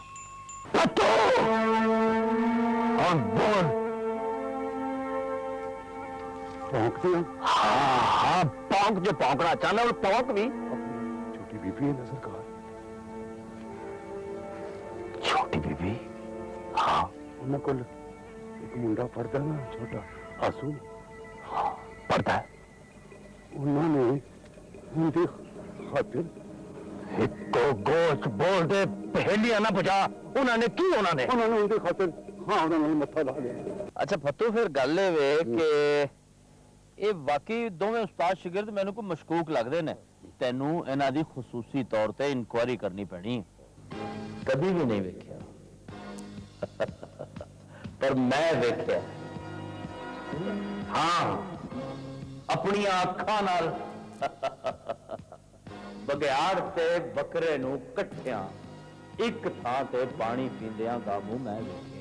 ਜੀ ਨਾਜ਼ਰੀਨ, ਤੁਸੀਂ ਵੇਖਿਆ ਹੋਣਾ ਹੈ ਪੈਕੇਜ ਬੜਾ ਸੋਹਣਾ ਤੇ ਸੁਨੱਖਾ, ਔਰ ਇਸ ਪੈਕੇਜ ਨੇ ਸਾਨੂੰ ਨੋਸਟੈਲਜੀਆ ਵੱਲ ਕਿਤੇ ਨਾ ਕਿਤੇ ਲੈ ਗਿਆ। ਗਯੂਰ ਅਖਤਰ ਸਾਹਿਬ ਵੀ ਨਜ਼ਰ ਆਏ, ਹੋਰ ਬਹੁਤ ਜ਼ਿਆਦਾ ਪੁਰਾਣੇ ਅਦਾਕਾਰ ਨਜ਼ਰ ਆਏ, ਔਰ ਪੀਟੀਵੀ ਦਾ 골ਡਨ ਇਰਾ ਵੀ ਸਾਨੂੰ ਨਜ਼ਰ ਆਇਆ। ਤੇ ਯਕੀਨੀ ਤੌਰ ਤੇ ਸਾਡੇ ਮਹਿਮਾਨ ਵੀ ਥੋੜੇ ਜਿਹੇ ਨੋਸਟੈਲਜੀਆ ਦਾ ਸ਼ਿਕਾਰ ਹੋਏ ਹੋਣੇ ਨੇ। ਉਹਨਾਂ ਕੋਲ ਯਕੀਨੀ ਤੌਰ ਤੇ ਪੁੱਛਣੇ ਆ ਕਿ ਜਦੋਂ ਤੁਸੀਂ ਇੰਨੇ ਕਿਰਦਾਰ ਕਰਦੇ ਹੋ ਔਰ ਫਿਰ ਉਹ ਮੁੜ ਕੇ ਛੋਟੇ ਛੋਟੇ ਕਲਿੱਪਸ ਤੁਹਾਡੇ ਸਾਹਮਣੇ ਹੁੰਦੇ ਨੇ, ਇੱਕ ਪੂਰੀ ਜ਼ਿੰਦਗੀ ਜੀ ਲੰਘਦੀ ਅੱਖਾਂ ਦੇ ਸਾਹਮਣੇ, ਜਿਹੜੇ ਜਿਹੜੇ ਕਿਰਦਾਰ ਕੀਤੇ, ਉਦੋਂ ਸੈੱਟ ਤੇ ਕੀ ਹੋਇਆ, ਕੀ ਕੁਝ ਬਣਦਾ ਰਿਹਾ, ਕੁਝ ਸਾਥੀ ਸਾਡੇ ਨਾਲ ਨਹੀਂ ਵੀ ਹੈ। ਮੈਂ ਬਾਜਵਾ ਸਾਹਿਬ ਤੁਹਾਡੇ ਸਵਾਲ ਦਾ ਜਵਾਬ ਜ਼ਰੂਰ ਦੇਵਾਂਗਾ, ਲੇਕਿਨ ਮੇਰੀ ਜ਼ਿੰਦਗੀ ਦਾ ਇੱਕ ਤਰੀਕਾਕਾਰ ਹੈ ਕਿ ਮੈਂ ਜਦੋਂ ਵੀ ਕਿਸੇ ਪ੍ਰੋਗਰਾਮ 'ਚ ਗਿਆ ਜਾਂ ਮੈਂ ਕਿਸੇ ਵੀ ਕੰਮ ਦਾ ਆਗਾਜ਼ ਕੀਤਾ ਤੇ ਮੈਂ ਆਪਣੇ ਰੱਬ ਸੋਹਣੇ ਦੇ ਨਾਮ ਨਾਲ ਆਗਾਜ਼ ਕੀਤਾ। ਸਜਣਾ ਦੀ ਇਜਾਜ਼ਤ ਨਾਲ ਤੇਰੇ ਨਾਮ ਦੇ ਨਾਲ ਮੈਂ ਸ਼ੁਰੂ ਕਰਦਾਂ ਤਾਂ ਤੇਰੇ ਬਾਜ ਨਹੀਂ ਕੰਮ ਕੋਈ ਹੋ ਸਕਦਾ, ਜੇਕਰ ਤੇਰਾ ਫਜ਼ਲ ਨਾ ਹੋਵੇ ਮੇਰੇ ਸੋਹਣਿਆ ਰੱਬਾ, ਨਾ ਕੋ ਹੱਸ ਸਕਦਾ ਨਾ ਕੋ ਰੋ ਸਕਦਾ। ਵਾਹ। ਜਿਸ ਵਕਤ ਤੁਸੀਂ ਕਿਸੇ ਵੀ ਕੰਮ ਦੀ ਇਬਤਦਾ ਆਪਣੇ ਰੱਬੇ ਜ਼ੁਲ ਜਲਾਲ ਦੇ ਬਾਬਰਕਤ ਨਾਮ ਨਾਲ ਲੈਂਦੇ ਹੋ ਤੇ ਸੋਨੀਆ ਜੀ ਔਰ ਬਾਜਵਾ ਸਾਹਿਬ, ਰੱਬ ਬਦੋ ਬਦੀ ਉਹ ਰਾਵਾਂ ਤੁਹਾਡੀਆਂ ਬਰਕਤਾਂ ਨਾਲ ਭਰ ਦਿੰਦਾ। ਬੇਸ਼ੱਕ ਇਹ ਗੱਲ ਤੇ ਮੇਰੇ ਆਗਾਜ਼ ਦੀ ਹੋ ਗਈ। ਯਕੀਨਨ ਇਹ 골ਡਨ ਟਾਈਮ ਜਿਹੜਾ ਲੰਘ ਗਿਆ ਉਹ ਟਾਈਮ ਵਾਪਸ ਨਹੀਂ ਆ ਸਕਦਾ, ਲੇਕਿਨ ਜੇ ਅੱਜ ਮਾਸ਼ਾਅੱਲਾ ਸਾਡੀ ਟੀਮ, ਸਾਡਾ ਪਾਕਿਸਤਾਨ ਟੈਲੀਵਿਜ਼ਨ ਜਿਸ ਤਰ੍ਹਾਂ ਦੁਬਾਰਾ ਮਿਹਨਤ ਕਰ ਰਿਹਾ ਤੇ ਸ਼ਾਇਦ ਅਸੀਂ ਉਸ ਤੋਂ ਅੱਛਾ ਟਾਈਮ ਲਿਆ ਸਕਦੇ। ਬਿਲਕੁਲ ਬੜੀ ਸੋਹਣੀ ਗੱਲ ਕੀਤੀ ਕਿ ਕਿੱਡੇ ਕਿੱਡੇ ਵੱਡੇ ਫਨਕਾਰ ਜਿਨ੍ਹਾਂ ਦੇ ਨਾਲ ਕੰਮ ਕਰਨ ਦਾ ਇਜਾਜ਼ ਹਾਸਲ ਹੋਇਆ। 40 ਸਾਲ ਨੇ ਪਾਕਿਸਤਾਨ ਟੈਲੀਵਿਜ਼ਨ ਦੀਆਂ ਇਹੀ ਦਰੋ ਦੀਵਾਰ, ਮੈਂ ਬੜਾ ਫਖਰ ਮਹਿਸੂਸ ਕਰਨਾ ਵਾ, ਐਡਾ ਵੱਡਾ ਜਿਗਰਾ ਹੋ ਜਾਂਦਾ ਜਿਸਲੇ ਮੈਂ ਪਾਕਿਸਤਾਨ ਦੀਆਂ ਟੈਲੀਵਿਜ਼ਨ ਦੀਆਂ ਪੌੜੀਆਂ ਚੜ੍ਹਨਾ ਵਾ ਕਿ ਮੇਰੀ ਇਬਤਦਾ ਵੀ ਇੱਥੋਂ ਸੀ ਤੇ ਰੱਬ ਅੱਗੇ ਦੁਆ ਹੈ ਕਿ ਰੱਬਾ ਸੋਹਣਿਆ ਮੇਰੀ ਇੰਤਹਾ ਵੀ ਇੱਥੋਂ ਹੀ ਹੋਵੇ। ਵਾਹ, ਮੇਰੇ ਬਹੁਤ ਖੂਬਸੂਰਤ। ਦਿਲ ਨੂੰ ਚੀਰ ਕੇ ਵੇਖ ਸਨਮ, ਤੇਰੇ ਨਾਮ ਦਾ ਲਫ਼ਜ਼ ਤਹਿਰੀਰ ਹੋਸੀ, ਮੇਰਾ ਆਗਾਜ਼ ਮੁਹੱਬਤ ਵੀ ਪੀਟੀਵੀ ਹੈ ਤੇ ਇਹਦੇ ਨਾਮ ਤੋਂ ਹੀ ਅਖੀਰ ਹੋਸੀ। ਵਾਹ ਜੀ ਵਾਹ, ਬੜੀ ਸੋਹਣੀ ਗੱਲ ਕੀਤੀ ਤੁਸੀਂ। ਤੇ ਅੱਛਾ, ਇੱਥੇ ਮੈਂ ਤੁਹਾਡੇ ਕੋਲ ਇੱਕ ਸਵਾਲ ਪੁੱਛਦੀ ਚਲਾਂ। ਸਵਾਲ ਹੈ ਕਿ ਤੁਸੀਂ ਇੰਨੀ ਅਦਾਕਾਰੀ ਕੀਤੀ, ਇੰਨਾ ਨਾਮ ਬਣਾਇਆ, ਆਪਣਾ ਕੋਈ ਫੇਵਰਿਟ ਡਾਇਲੋਗ ਅੱਜ ਸਾਨੂੰ ਸੁਣਾਓ ਜੇ ਤੁਹਾਡੇ ਦਿਲ ਦੇ ਬੜੇ ਕਰੀਬ ਹੋਵੇ। ਮੁਸ਼ਕਲ ਕਰ ਦਿੱਤਾ ਤੇ ਥੋੜਾ ਜਿਹਾ ਅਦਾਕਾਰ ਕੋਲੋਂ ਇਹ ਪੁੱਛਣਾ। ਮੈਨੂੰ ਲੱਗ ਰਿਹਾ ਬਾਜਵਾ ਜੀ ਕਿ ਉਸ ਵਕਤ ਦੀ ਸੋਹਣੀਆ ਬੈਠੀ ਸੋਚ ਰਹੀ ਸੀ ਵੀ ਖਾਨ ਸਾਹਿਬ ਨੂੰ ਕਿਵੇਂ ਕੜਕੀ ਪਾਈ ਚਲੋ ਖੈਰ ਖਾਨ ਸਾਹਿਬ ਨੇ ਕੋਈ ਕੁੱਕੜ ਨਹੀਂ ਜਿਹੜਾ ਛੇਤੀ ਕਹਿੰਦਾ। ਇਹ ਸਾਡੀ ਖਾਹਿਸ਼ ਹੈ। ਮੈਨੂੰ ਸਾਡੇ ਇਹ ਵੀ ਆਜ਼ਾਦ ਜੋ ਪਾਕਿਸਤਾਨ ਟੈਲੀਵਿਜ਼ਨ ਦਾ ਡਰਾਮਾ ਸੀ, ਡਰਾਮੇ ਦਾ ਨਾਮ ਸੀ ਅੱਖੜ ਜੀ। ਉਹਦੇ ਵਿੱਚ ਮੈਨੂੰ ਮਾਈਨਰ ਜਿਹਾ ਰੋਲ ਮਿਲਿਆ ਕਿਉਂਕਿ ਟੀਮ ਵਰਕ ਹੁੰਦਾ, ਪਹਿਲੇ ਕਾਸਟਿੰਗ ਹੋ ਚੁੱਕੀ ਸੀ। ਮੈਂ ਗਿਆ, ਮੈਂ ਕਿਹਾ ਯਾਰ ਸਾਰੇ ਕਹਿੰਦੇ ਨੇ ਕਿ ਪੰਜਾਬੀ ਡਰਾਮੇ 'ਚ ਇਨਾਮ ਖਾਨ ਹੋਵੇ ਤਾਂ ਮੁਕੰਮਲ ਨਹੀਂ ਸੀ ਹੁੰਦਾ ਤੇ ਤੁਸੀਂ ਮੇਰੇ ਬਗੈਰ ਹੀ ਕਰ ਲਿਆ। ਅੱਲਾ ਬਖਸ਼ੇ ਅਬਦੁਲ ਅਜ਼ੀਜ਼ ਪ੍ਰੋਡਿਊਸਰ ਨੂੰ ਕਹਿਣ ਲੱਗੇ ਅੱਛਾ ਯਾਰ ਗੱਲ ਸੁਣ, ਇੱਕ ਛੋਟਾ ਜਿਹਾ ਰੋਲ ਹੈ, ਇਹਨੂੰ ਤੂੰ ਕਰ ਜਾ, ਜੇ ਤੂੰ ਕਰ ਗਿਆ ਤੇ ਮੇਰੀ ਗਾਰੰਟੀ ਕਿ ਤੂੰ ਸਟਾਕ ਹੋ ਜਾਏਗਾ, ਨਹੀਂ ਤੇ ਫਿਰ ਸੌਰੀ। ਮੈਂ ਕਿਹਾ ਜੀ ਕੋਈ ਮਨ। ਉਹ ਮੈਨੂੰ ਜਿਸ ਰੋਲ ਮਿਲਿਆ ਇੱਕ ਹਕੀਮ ਦਾ, ਮੈਂ ਸੋਚਿਆ ਅੱਲਾ ਬਖਸ਼ੇ ਕਿੱਡੀ ਵੱਡੀ ਹਸਤੀ ਨੂੰ ਮੈਂ ਹੱਥ ਪਾਇਆ, ਕਿੱਥੇ ਮੇਹਰ ਅਲੀ, ਕਿੱਥੇ ਤੇਰੀ ਸਨਾ, ਇਹ ਗੁਸਤਾਖ ਅੱਖੀਂ ਕਿੱਥੇ ਜਾ ਲੜੀਆਂ। ਅਸ਼ਫਾਕ ਅਹਿਮਦ ਸਾਹਿਬ ਦਾ ਇੱਕ ਪ੍ਰੋਗਰਾਮ ਚੱਲਦਾ ਸੀ ਰੇਡੀਓ ਤੇ, ਸੁਪਰ ਹਿੱਟ ਪ੍ਰੋਗਰਾਮ ਤਲਕੀਨ ਸ਼ਾਹ। ਬਿਲਕੁਲ ਉਹ ਮੈਂ ਉਹਨਾਂ ਦੇ ਉਸ ਕਿਰਦਾਰ ਨੂੰ ਕਨਸੀਵ ਕੀਤਾ ਕਿ ਅਗਰ ਇਸ ਹਕੀਮ ਨੂੰ ਮੈਂ ਉਸ ਟੈਂਪੋ ਵਿੱਚ ਕਰਾਂ, ਕਿਉਂਕਿ ਉਹ ਅਗਰ ਅਸ਼ਫਾਕ ਸਾਹਿਬ ਨੇ ਸਿਰਫ ਆਵਾਜ਼ ਦੇ ਜ਼ਰੀਏ ਇਤਨੀ ਸ਼ੋਹਰਤ ਕਮਾਈ ਸੀ ਤੇ ਮੇਰੇ ਕੋਲ ਤੇ ਚਿਹਰਾ ਵੀ ਕਿ ਮੈਂ ਐਕਸਪ੍ਰੈਸ਼ਨ ਵੀ ਦੇਣੇ ਨੇ ਟੀਵੀ ਦੇ ਕੈਮਰੇ ਦੇ ਨਾਲ ਆਵਾਜ਼। ਮੈਂ ਸਰੋ ਅਲਹਮਦੁਲਿਲਾ ਹੋਮਵਰਕ ਕੀਤਾ, ਰਿਹਰਸਲਾਂ ਹੋਈਆਂ। ਮੈਂ ਉਹ ਡਰਾਮਾ ਜਿਸਲੇ ਕੀਤਾ ਤੇ ਉਹਦੇ ਤੇ ਫਿਰ ਅੱਲਾ ਦੀ ਇਤਨੀ ਕੁ ਕਰਮ ਨਵਾਜ਼ੀ ਹੋਈ ਕਿ ਜਿਹੜੇ ਲੀਡ ਸਨ ਉਹ ਦਰਮਿਆਨ ਵਿੱਚ ਆ ਗਏ ਤੇ ਮੈਂ ਮਾਈਨਰ ਸਪੋਰਟਿੰਗ ਵੀ ਨਹੀਂ ਸਾਂ, ਮਾਈਨਰ ਸਾਂ ਪਹਿਲੀ ਕਿਸ਼ਤੇ 'ਚ ਤੇ ਮੈਂ ਮੇਨ ਲੀਡ ਤੇ ਆ ਗਿਆ। ਡਾਕਟਰ ਤਾਰਕ ਅਜ਼ੀਜ਼ ਦੀ ਉਹ ਤਹਿਰੀਰ ਸੀ, ਉਹਦਾ ਇੱਕ ਡਾਇਲੌਗ ਮੇਰਾ ਰੈਪਟ, ਉਹ ਮੈਂ ਤੁਹਾਨੂੰ ਦੱਸਣਾ ਕਿ ਉਹਦਾ ਤਕੀਆ ਕਲਾਮ ਕੀ ਹੁੰਦਾ। ਉਹ ਤਾਹਿਰਾ ਸਲੀਮ ਬੜੀ ਗ੍ਰੇਟ ਪਾਕਿਸਤਾਨ ਟੈਲੀਵਿਜ਼ਨ ਦੀ ਬੜੀ ਲੈਜੈਂਡ ਸਟਾਰ ਸੀ, ਸਭ ਬਿਮਾਰ ਹੈ ਉਹ ਗੈਰ ਮੁਲਕ 'ਚ, ਉਹ ਮੇਰੀ ਬੀਵੀ ਬਣੀ ਸੀ, ਜ਼ੁਬੈਦਾ ਉਹਦਾ ਨਾਮ ਸੀ ਤੇ ਮੈਂ ਉਹਨੂੰ ਪਿਆਰ ਨਾਲ ਜਬੈਦਾ ਜੀ ਕਹਿੰਦਾ ਹੁੰਦਾ। ਬੜੀ ਡਾਢੀ, ਯਾਨੀ ਕਿ ਉਹਨੇ ਖੰਗੂਰਾ ਮਾਰਨਾ ਤੇ ਮੇਰਾ ਤਰਾਹ ਨਿਕਲ ਜਾਣਾ। ਉਹ ਹਰ ਵੇਲੇ ਮੈਨੂੰ ਡਾਂਟਦੀ ਰਹਿੰਦੀ ਸੀ ਤੇ ਮੇਰਾ ਇੱਕ ਉਹਦੇ ਵਿੱਚ ਤਕੀਆ ਕਲਾਮ ਸੀ, ਮੈਂ ਰੈਪਟ ਮਾਰ ਦਿਆਂਗਾ ਮੂੰਹ ਪਾ। ਉਹ ਕੋਈ ਗੱਲ ਹੋਈ ਤੇ ਆਇਆ ਬਾਹਰੋਂ ਗੁੱਸੇ ਵਿੱਚ ਆਂਦਿਆਂ ਜਿਸ ਨੇ ਝਾੜ ਪਾਈ ਤੇ ਝਾੜ ਪਾ ਕੇ ਜਿਸ ਥੋੜਾ ਜਿਹਾ ਸੁਣਿਆ, ਕਹਿੰਦਾ ਹੁਣ ਬਸ ਵੀ ਕਰਿਆ ਕਰੋ, ਕਿਆ ਹੋ ਗਿਆ ਜਬੈਦਾ ਜੀ, ਜਿਸ ਵਕਤ ਵੇਖੋ ਝਾੜਾ ਪਾਈ ਜਾਂਦੀ ਹੈਗੀਆਂ, ਜਿਸ ਵਕਤ ਦੇਖੋ ਝਾੜਾ ਪਾਈ ਜਾਂਦੀ ਹੈ, ਹੁਣ ਅੱਲਾਹ ਪਾਕ ਦੀ ਕਸਮ ਤੁਹਾਨੂੰ ਦੇਖ ਕੇ ਮੇਰਾ ਵੀ ਦਿਲ ਕਰ ਦਿਆ ਕਿ ਰੈਪਟ। ਉਹ ਜਦੋਂ ਘੂਰੀ ਪੈਂਦੀ ਕਹਿੰਦੇ ਖਾਣ ਨੂੰ ਦਿਲ ਕਰ ਰਿਹਾ ਤੁਹਾਡੇ ਪਾਸੇ, ਉਹ ਰੈਪਟ ਮਾਰਨ ਦੀ ਬਜਾਏ ਉਹਨੂੰ ਰਾਜ਼ੀ ਕਰ ਕਹਿੰਦੇ ਖਾਣ ਨੂੰ ਦਿਲ ਕਰ ਰਿਹਾ। ਇਹ ਬੜਾ ਮੇਰਾ ਹਰ ਪਾਸੇ ਮਸ਼ਹੂਰ ਹੈ ਕਿ ਰੈਪਟ ਮਾਰ ਦਿਆਂਗਾ, ਕਿਆ ਕਰੀ ਜਾ ਰਹੇ ਹੈ, ਕਿਆ ਹੋ ਗਿਆ ਭਾਈ, ਓਏ ਅੱਲਾ ਦਾ ਨਾਮ ਲੈ, ਤੂੰ ਹਕੀਮ ਹੈ, ਮੈਂ ਹਕੀਮ ਆ, ਕੋ ਪੰਚਰ। ਉਹਨੇ ਹੁਣ ਦੁਕਾਨ ਦੇ ਵਿੱਚ ਉਹਨੇ ਪੈਂਚਰਾਂ ਦੀ ਹੱਟੀ ਵੀ ਖੋਲੀ ਹੁੰਦੀ ਸੀ, ਕਰਿਆਨਾ ਵੀ ਖੋਲਿਆ, ਡੰਗਰ ਵੀ ਚੈੱਕ ਕਰ ਰਿਹਾ। ਇੱਕ ਪਿੰਡ ਦੇ ਜਿਹੜੇ ਸਾਡੇ ਇਹ ਵੇਖੋ ਨਾ, ਅਗਰ ਪਿੰਡਾਂ ਥਾਵਾਂ ਨੂੰ ਵੇਖੋ ਇਹੀ ਕੁਛ, ਇਹ ਡਰਾਮਾ ਮੇਰਾ। ਹਾਂਜੀ, ਇਧਰੋਂ ਨਬਜ਼ ਪੜੀ, ਇਧਰੋਂ ਪੈਂਚਰ ਹੋਇਆ, ਇਧਰ ਪੈਂਚਰ ਲਾਇਆ ਉਹ ਇੱਕ ਨੂੰ ਦਵਾਈ ਦਿੱਤੀ ਉਹ ਨਾਲ ਮਿੱਟੀ ਦੇ ਤੇਲ ਦੀ ਬੋਤਲ ਵੀ ਭਰ ਕੇ ਦਿੰਦਾ ਉਹ ਆਇਆ ਨਸ ਕੇ ਹਕੀਮ ਸਾਹਿਬ ਮੇਰੀ ਮਾਂ ਕਹਿੰਦੀ ਕਿ ਸਾਡੇ ਚੁੱਲ੍ਹੇ ਦੀਆਂ ਬੱਤੀਆਂ ਖਰਾਬ ਹੋ ਗਈਆਂ ਨੇ ਛੇਤੀ ਨਾਲ ਮਿੱਟੀ ਦਾ ਤੇਲ ਦੇ ਦਿਓ ਉਹ ਕਹਿੰਦਾ ਅੱਛਾ ਦੇਣਾ ਉਧਰ ਉਹ ਇੱਕ ਮਰੀਜ਼ ਬੈਠਾ ਹੁੰਦਾ ਉਹ ਕਹਿੰਦਾ ਉਹ ਹਕੀਮ ਸਾਹਿਬ ਮੇਰਾ ਕੜਵੰਜ ਪੈ ਗਿਆ ਜੀ ਮੇਰੇ ਢਿੱਡ 'ਚ ਮੇਰਾ ਸਾਹ ਨਹੀਂ ਬਾਹਰ ਆਣ ਡਿਆ ਔਰ ਰੱਬ ਦਾ ਵਾਸਤਾ ਮੈਂ ਮਰ ਗਿਆ ਹਕੀਮ ਸਾਹਿਬ ਮੈਨੂੰ ਦਵਾਈ ਦੇ ਦਿਓ ਕਹਿੰਦਾ ਯਾਰ ਦਿਨ ਇੱਕ ਮਿੰਟ ਸਬਰ ਤਾਂ ਕਰ ਲੈ ਛੁਰੀ ਥੱਲੇ ਥਾਂ ਲੈ ਲੈ ਕੀ ਹੋ ਗਿਆ ਤੈਨੂੰ ਇੰਨੀ ਦੇਰ ਬੱਚੇ ਨੇ ਫਿਰ ਉਹ ਮੇਰੀ ਬੇਬੇ ਮੈਨੂੰ ਕੁੱਟੇਗੀ ਮੇਰੀ ਮਿੱਟੀ ਦਾ ਤੇਲ ਦੇ ਦਿਓ ਅੱਛਾ ਇਸ ਕੜਮਾਸ ਦੇ ਵਿੱਚ ਉਹ ਕੀ ਕਰਦਾ ਕਿ ਜਿਹੜਾ ਮਿੱਟੀ ਦੇ ਤੇਲ ਵਾਲੀ ਬੋਤਲ ਹੁੰਦੀ ਹੈ ਨਾ ਉਹ ਦੇ ਦਿੰਦਾ ਮਰੀਜ਼ ਨੂੰ ਤੇ ਜੇ ਮਰੀਜ਼ ਦੀ ਦਵਾਈ ਵਾਲੀ ਬੋਤਲ ਹੁੰਦੀ ਉਹ ਦੇ ਦਿੰਦਾ ਉਹਨੂੰ ਬੱਚੇ ਨੂੰ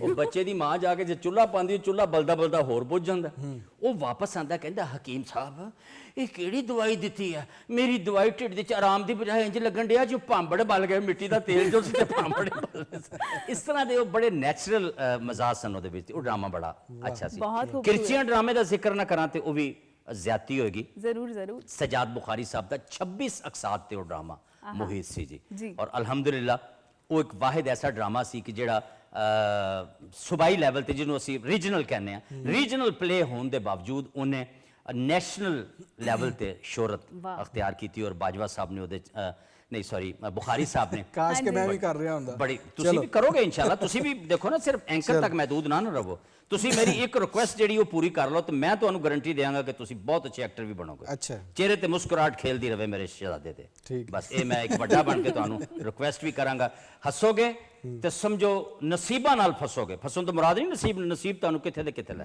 ਜੀ ਬਹੁਤ ਖੂਬਸੂਰਤ ਇਨਾਮ ਸਾਹਿਬ ਬਿਲਕੁਲ ਟਾਈਮ ਦਾ ਹੁਣ ਘਾਟ ਹੋ ਗਿਆ ਕਿਉਂਕਿ ਤੁਹਾਡੀਆਂ ਗੱਲਾਂ 'ਚ ਪਤਾ ਨਹੀਂ ਲੱਗਦਾ ਕਿ ਕੜੀ ਕਿੱਧਰ ਨੂੰ ਜਾ ਰਹੀ ਹੈ ਤੇ ਜਾਂਦੀ ਯਾਰ ਸਾਡੇ ਪਤਾ ਵੀ ਨਹੀਂ ਲੱਗਾ ਨਹੀਂ ਲੱਗਦਾ ਸਾਡੇ ਪ੍ਰੋਗਰਾਮ ਬਾਰੇ ਛੋਟਾ ਜਿਹਾ ਕਮੈਂਟ ਅਗਰ ਦੇ ਦਿਓ ਫਿਰ ਅਸੀਂ ਵਾਈਂਡ ਅਪ ਕਰਨੇ ਜੀ ਮੈਂ ਪਹਿਲੇ ਤੇ ਮਾਜ਼ਰਤ ਚਾਹਾਂਗੇ ਜੇ ਮੈਂ ਕੋਈ ਪਿਆਰ ਵਿੱਚ ਜਾਂ ਫਰਤੇ ਜਜ਼ਬਾਤ ਵਿੱਚ ਬਹੁਤਾ ਹੀ ਬੋਲ ਗਿਆ ਲੇਕਿਨ ਚਲੋ ਚੁੱਕੇ ਇਹੋ ਜਿਹੇ ਮੌਕੇ ਕਦੀ ਕਦੀ ਮਿਲਦੇ ਨੇ ਫਿਰ ਜਾਂ ਕਿਸਮਤ ਜਾਂ ਨਸੀਬ ਜੀ ਸਾਵਾਂ ਦਾ ਭਰੋਸਾ ਕੋਈ ਨਹੀਂ ਹੁੰਦਾ ਕੀ ਦਮ ਦਾ ਭਰੋਸਾ ਯਾਰ ਦਮ ਆਵੇ ਨਾ ਆਵੇ ਮੇਰੇ ਵਹਿੰਦਿਆਂ ਕਈ ਹੋ ਗਏ ਤੇ ਕਈਆਂ ਦੇ ਵਹਿੰਦਿਆਂ ਮੈਂ ਹੋ ਜਾਣਾ ਤੇ ਇਹ ਸਾਰੀਆਂ ਗੱਲਾਂ ਇਸ ਪ੍ਰੋਗਰਾਮ ਦੇ ਬਾਰੇ ਅਗਰ ਤੁਸੀਂ ਕਮੈਂਟ ਲੈਣਾ ਚਾਹੁੰਦੇ ਹੋ ਤੇ ਅਲਹਮਦੁਲਿਲਾ ਇਹ ਲਾਹੌਰ ਦੇ ਐਜ਼ਾਜ਼ ਵਿੱਚ ਸਾਡੀ ਪੰਜਾਬੀ ਰਹਿਤਲ ਦਾ ਇਹ ਮੈਂ ਸਮਝਣਾ ਕਿ ਅਜਿਹਾ ਮੁਨਫਰਦ ਪ੍ਰੋਗਰਾਮ ਹੈ ਕਿ ਜਿਹਦੇ ਤੇ ਮੈਂ ਹੀ ਨਹੀਂ ਪੰਜਾਬੀ ਮਾਂ ਬੋਲੀ ਨਾਲ ਜੁੜਿਆ ਹੋਇਆ ਹਰ ਸ਼ਖਸ ਜਿਹੜਾ ਉਹ ਫਖਰ ਮਹਿਸੂਸ ਕਰੇਗਾ ਕਿ ਪਾਕਿਸਤਾਨ ਟੈਲੀਵਿਜ਼ਨ ਨੇ ਜੋ ਸਾਡਾ ਟਾਈਟਲ ਹੈ ਇਸ ਪ੍ਰੋਗਰਾਮ ਦਾ ਅੱਜ ਦਾ ਮਹਿਮਾਨ ਜਿਹੜਾ ਵੀ ਇਸ ਪ੍ਰੋਗਰਾਮ ਦਾ ਮਹਿਮਾਨ ਬਣੇਗਾ ਉਹ ਮੇਰੇ ਸਮੇਤ ਉਹ ਬੜਾ ਫਖਰ ਮਹਿਸੂਸ ਕਰੇਗਾ ਮੇਰੇ ਖਿਆਲ ਪ੍ਰੋਗਰਾਮ ਦਾ ਵੇਲਾ ਬਿਲਕੁਲ ਐਂਡ ਹੋ ਰਿਹਾ ਮਾਂ ਬੋਲੀ ਧਰਤੀ ਨਾਲ ਵਫਾ ਕਰਦੇ ਹੋਏ ਆਪਣੇ ਪ੍ਰੋਡਿਊਸਰ को ਇਜਾਜ਼ਤ ਚਾਹੁੰਦੇ ਕਿ ਆਖਰੀ ਲਫ਼ਜ਼ ਕਵਾਂਗਾ ਕਿ ਬਾਰਿਸ਼ਾਂ ਤੋਂ ਬਾਅਦ ਅਸਮਾਨਾਂ ਦੀ ਰੁੱਤ ਗੁਲਾਬੀ ਚੰਗੀ ਲੱਗਦੀ ਹੈ ਬਾਰਿਸ਼ਾਂ ਤੋਂ ਬਾਅਦ ਅਸਮਾਨਾਂ ਦੀ ਰੁੱਤ ਗੁਲਾਬੀ ਚੰਗੀ ਲੱਗਦੀ ਹੈ ਜੇਕਰ ਆਜਜ਼ੀ ਹੋਵੇ ਤਾਂ ਫੇਰ ਨਵਾਬੀ ਚੰਗੀ ਲੱਗਦੀ ਹੈ ਇਸ ਧਰਤੀ ਉੱਤੇ ਦੋ ਹੀ ਚੀਜ਼ਾਂ ਨੇ ਅਮਜਦ ਜਿਹਦੇ ਨਾਲ ਪਿਆਰ ਹੈ ਮੈਨੂੰ ਇੱਕ ਮਾਂ ਤੇ ਦੂਜੀ ਮਾਂ ਦੀ ਬੋਲੀ ਪੰਜਾਬੀ ਚੰਗੀ ਲੱਗਦੀ ਹੈ ਵਾਹ ਬਹੁਤ ਸ਼ੁਕਰੀਆ ਲਓ ਜੀ ਇਸੇ ਹਾਈ ਨੋਟ ਤੇ ਅਸੀਂ ਜਿਹੜਾ ਪ੍ਰੋਗਰਾਮ ਦਾ ਇਖਤਤਾਮ ਕਰਾਂਗੇ ਤੁਸੀਂ ਖਤ ਪੱਤਰ ਚਿੱਠੀ ਜ਼ਰੂਰ ਲਿਖ ਸਕਦੇ ਹੋ ਔਰ ਦੱਸ ਸਕਦੇ ਹੋ ਕਿ ਸਾਡੇ ਪ੍ਰੋਗਰਾਮ ਵਿੱਚ ਹੋਰ ਕਿਹੜੇ ਪ੍ਰਾਹੁਣੇ ਨੂੰ ਕਿਹੜੇ ਮਹਿਮਾਨ ਨੂੰ ਤੁਸੀਂ ਵੇਖਣਾ ਚਾਹੁੰਦੇ ਹੋ ਤੇ ਜਾਂਦੀ ਵਾਰੀ ਅਸੀਂ ਕਹਾਂਗੇ ਲੈਓ ਯਾਰ ਹਵਾਲੇ ਰੱਬ ਦੇ ਤੇ ਮੇਲੇ 4 ਦਿਨਾਂ ਦੇ ਉਸ ਦਿਨ ਈਦ ਮੁਬਾਰਕ ਹੋਸੀ ਜਿਸ ਦਿਨ ਫੇਰ ਮਿਲਾਂਗੇ ਰੱਬ ਰਾਖਾ